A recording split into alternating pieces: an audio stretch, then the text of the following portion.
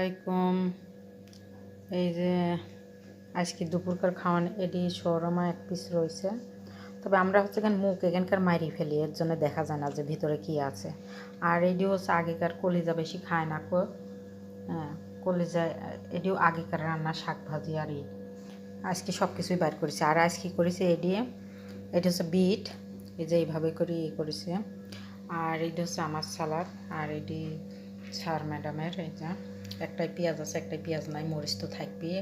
আর এই যে এটি শাকের সালাদ, এটিও অনেক স্বাদ লাগে। আর এই যে ভাত, বললাম না যে একদিন ভাত রান্ধি 2-3 দিন খাই আমি, এরকম একটা অবস্থা। আর ভাত তো এখানে বেশি খায় না, রুটি বেশি খায়।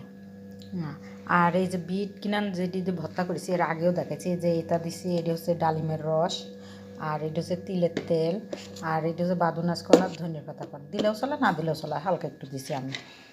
আর এই যে বাদাম কিনান, এই জায়গাটায় একটু আমি চা বসাই দিছি। এইটির নাম হচ্ছে সব কিছু ময় মশলা আছে এই চার ভিতরে, এলাচ গুঁড়া, তারপর যা দিয়া লাগে আর কি, ওই যে চা কেরাস কয় এই দেশে বানায় আর কি, সেই চা বানাচ্ছি আমি। তার ভিতরে আমি দুধ দিনই কিসের জন্য, যে দুধ দিলে চা পাত্রের ভিতরে অর্ধেকটা চলেই যাবে, কি দরকার আমার চা পাত্রের ভিতরে দুধ দেওয়ার, এর জন্য দুধ আমি আলাদা করে গিলাসের ভিতর দিয়ে দিছি। এই যে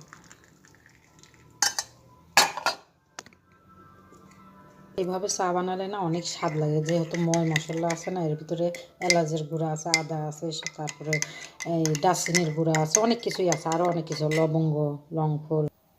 একটা মাংস বসাই দিয়েছিলাম, দেখি কী অবস্থা। এই যে মাংস আর সবজি,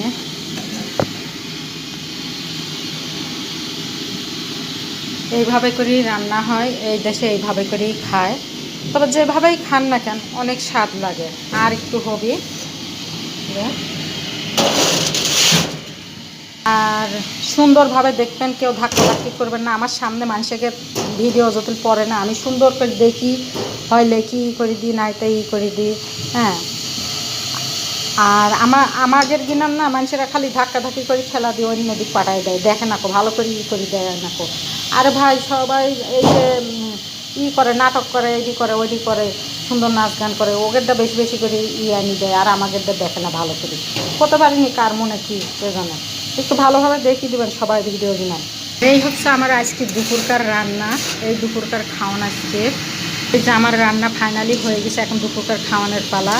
আর সবাই সবার পাশে থাকবেন, কেউ ঠেলাঠেলি করবেন না, ভুল ছুটি হলে ক্ষমা দৃষ্টিতে দেখবেন। আর ভিডিওটা বেশি বেশি করে শেয়ার করে দেবেন, আপনিও আপনাদেরটা শেয়ার করে দিই বেশি বেশি করে, যেটি সামনে পড়ুক না কেন দেখি সুন্দর করে একটা লিখে দিই, আপনিও